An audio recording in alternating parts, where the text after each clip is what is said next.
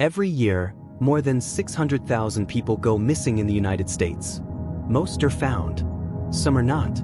But a few vanish under such chilling and inexplicable circumstances that they haunt the public's imagination for years.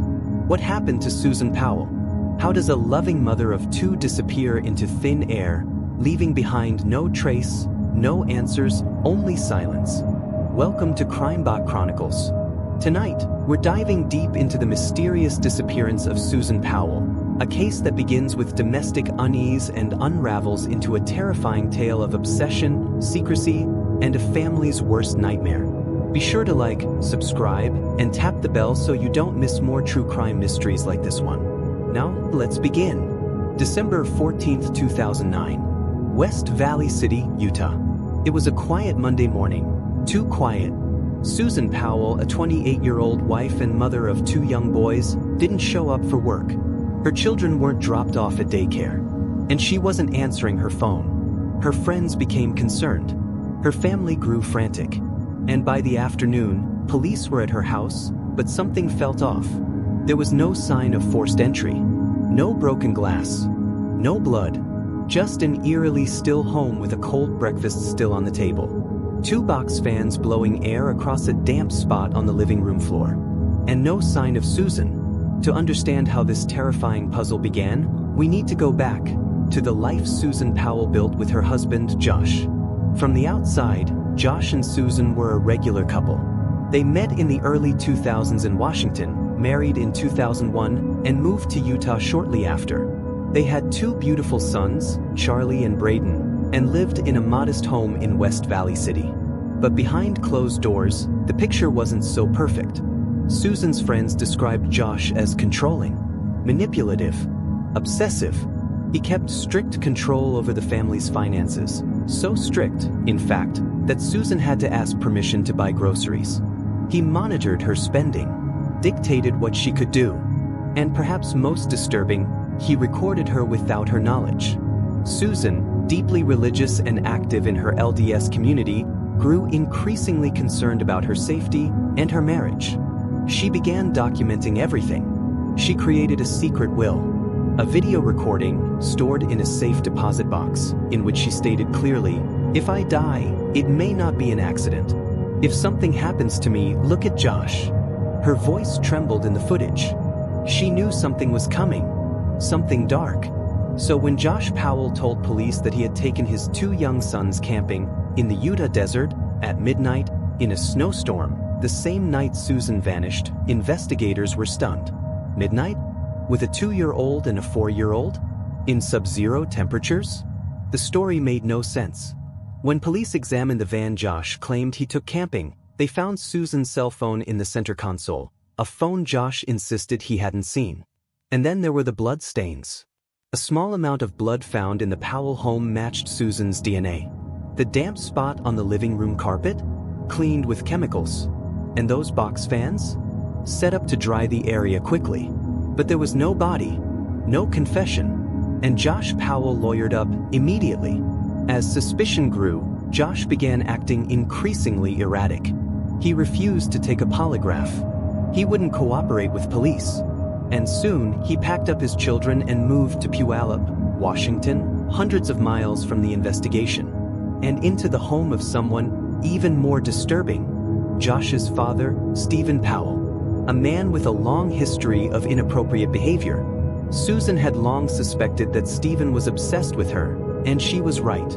Police would later uncover videos taken by Stephen in secret, footage of Susan walking around the house, footage of her feet, her legs, her underwear. Stephen Powell was eventually arrested and convicted for voyeurism and child pornography. And it raised a horrifying question. If Josh's father was capable of such vile acts, what might Josh himself be hiding? Meanwhile, Susan's parents, Chuck and Judy Cox, launched their own crusade. They never stopped speaking to the media, never stopped organizing searches. They plastered Susan's face across highways, held vigils, filed motions, pleaded with the public for help. But time kept passing, and Susan remained missing. Despite mounting evidence suggesting foul play, the case stalled. Without a body, prosecutors couldn't bring formal charges. But then, in 2011, 2 years after Susan disappeared, there was a break. Josh lost custody of his sons. A judge, citing his unstable behavior and connection to Stephen's criminal acts, ordered the boys to stay with Susan's parents. Josh was granted supervised visitation twice a week. It was during one of these visits, February 5, 2012, that the unthinkable happened. A caseworker arrived with Charlie and Braden at Josh's home for a scheduled visit. Josh opened the door, ushered the boys inside, and slammed the door in her face. She pounded on the door. She called 911. She begged them to come quickly, but it was too late. Inside the house, Josh Powell struck his sons with a hatchet, then set the house on fire, killing himself and both children in a horrific murder-suicide. The blaze engulfed the home within minutes. When firefighters arrived, they found the bodies burned beyond recognition. Susan's sons were gone, and with them went the only witnesses who might have known what really happened to their mother. The world was stunned. News anchors wept. Susan's parents collapsed in grief. But amid the sorrow, a terrifying truth solidified. Josh Powell had something to hide. Many believed, and still believe, that he murdered Susan. That her body was buried somewhere remote, perhaps in a mine shaft, or a deep canyon, or destroyed entirely. But without her remains, it remains speculation. Psychologically, experts paint Josh as a narcissist. A man desperate to maintain control.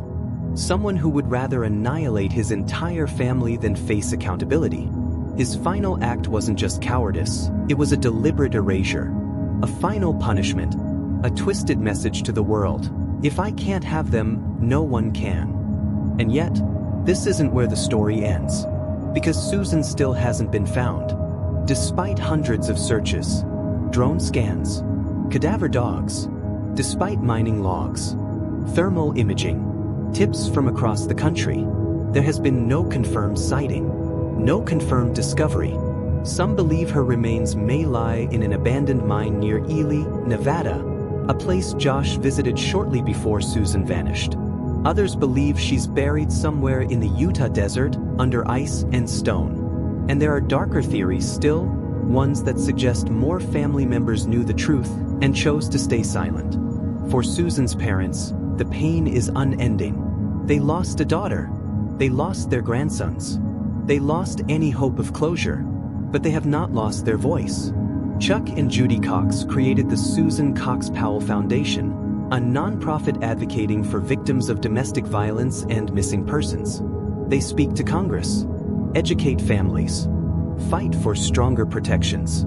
Their message is clear: you may silence Susan, but you will not silence her legacy.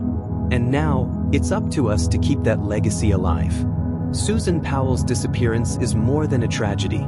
It's a warning, a reminder that behind smiling photos and neighborhood smiles may hide a terrifying reality. That domestic violence can escalate into unthinkable acts.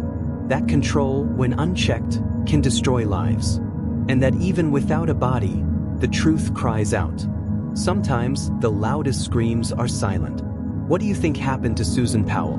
Was Josh solely responsible? Was there more to the story? Could there still be clues waiting to be found? Let me know your thoughts in the comments below. I read every single one. And if you appreciated this deep dive, don't forget to like, share, and subscribe to Crimebot Chronicles. Your support helps us shine a light on the darkest mysteries, and maybe, just maybe, bring justice a little closer. Until next time, stay curious, stay safe, and keep asking the hard questions.